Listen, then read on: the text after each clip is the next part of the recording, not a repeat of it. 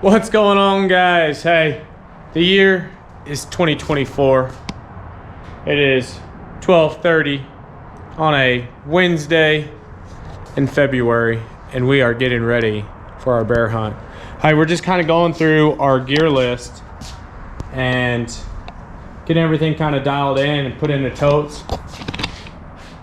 What we're gonna take, how we're gonna take it, what's gonna stay in camp, what's gonna go in the bag, and hopefully what's gonna help us kill a bear. Y'all stay tuned. I'm gonna go through this in depth and hopefully give y'all my gear list and what I take to go kill a bear. All right, guys, let's get into this, right?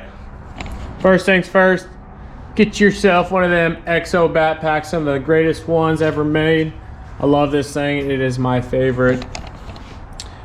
It's packed out some animals, and it's gonna pack out more long before it wears out, and it carries a heck of a lot more weight than I can. So get you one of those if you don't have one. That's an essential. A good backpack, definitely worth it, okay?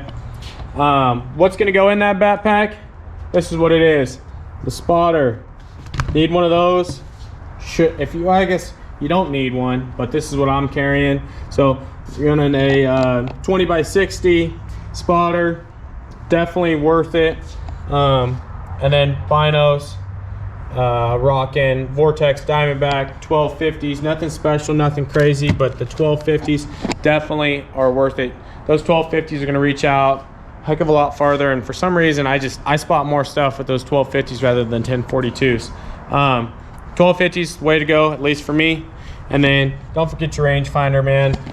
Montana's big country. You know that when you do spot something, it's gonna be way out there. You want something that's gonna get you a good range so that you can dial that scope and make a good, accurate shot, or at least know, give you an idea where you're at and how close you need to get or how far you need to go yet. So what we'll do next is we'll top that. Everything's going on this here tripod. I got a VO Go little $150 tripod. This thing packs up super tight, super nice. It's super easy to carry, and it does the trick. So it'll hold that spotter just fine, and it'll hold my binos, and it's super versatile. I mean, I can spread that thing out way wide to get a good base, or I can keep it super tight, or just rock it kind of like as a mono deal when we're doing quick blasting sessions. But those definitely gonna go in the bag or on the body along with a headlamp. And then my little backpack, Rainfly, definitely something to think about taking with you to keep your gear dry when you're out there in the backcountry.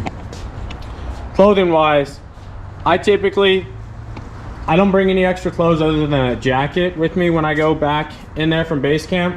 I'll take this jacket, I'll pack it in. Usually they're getting pretty warm when you're walking, but sweatshirt, a little light pullover hoodie, long sleeve pants, that's what I rock. And then obviously my orange, but those are kind of what I'm taking. I have an extra of everything back at base camp, so definitely worth packing double if you can. If you're going way back in there, obviously you'll probably pack a little bit lighter, won't pack extras. So clothing wise, that's what I got. Obviously gaiters. I'm not a huge fan of gaiters. For some reason, I just don't like them, but they definitely do their job when you're creek crossing or walking through snow, keep the snow out of the boots. Next thing, these boots, man. If you don't have a set of Crispies, get some, because those GTX altitudes, or what those are slick. We ran elk hunt, deer season, everything through those this past year, and they're epic. They're the best boots I've ever owned. I think now I got 3 buddies with them because they're so awesome. No break-in time needed. They're good to go. Put them on your feet. Woo, you're good. A couple pairs of socks. Okay, I always pack an extra pair of socks in my backpack just because if your feet do get wet, everything, if it can fail, it will fail. Take an extra pair of socks. Warm, dry feet, definitely worth it.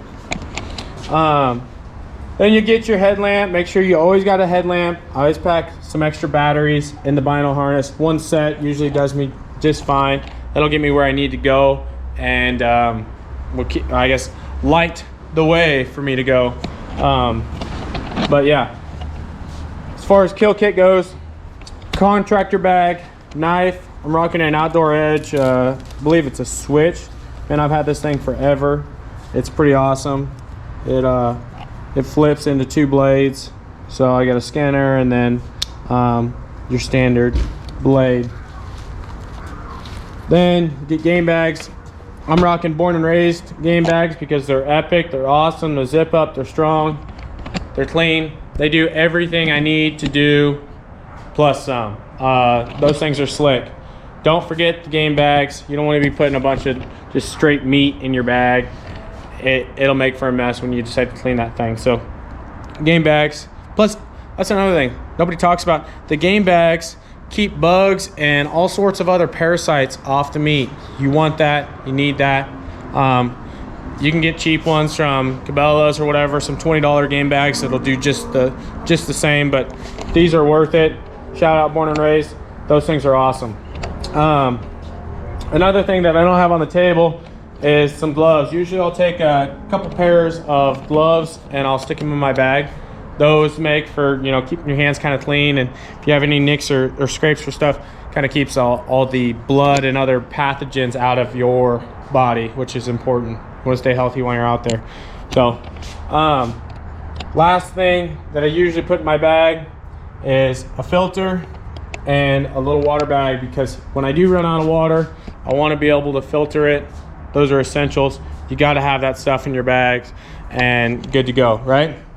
Okay, so that's kind of the essentials going in the bag. Don't forget your gun and some extra ammo. You never know, you could drop your scope and you're on a wild hare and you need some extra rounds.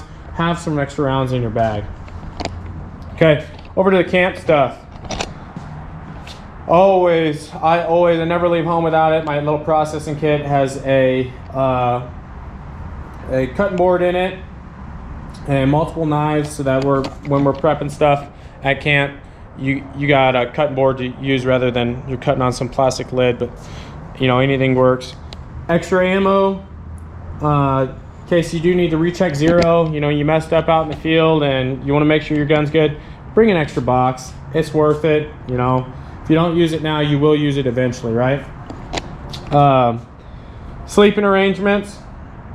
I always pack a pillow. I have a backcountry pillow as well, but since we're doing everything out of a base camp, I got my big pillow, got my sleeping bag, I got 2 sleeping pads in case one starts to leak. You know how that goes. If you've been in the backcountry rocking a blow-up sleeping pad, you know that they leak. So make sure you either have a plan to fix yours or have an extra, right? If both of them go bad, I got this handy dandy super glue and some electrical tape that usually will do the trick to get me by. And then I also bring a single man tent, which we're gonna be rocking big tents at the base camp, but that single man tent's worth it to have in case we do find bears way out in the back country. You're able to throw that tent in there and go sleep back there. That way you're not trekking in 6-7 miles the next day or every day to get close to them. So definitely always worth having that.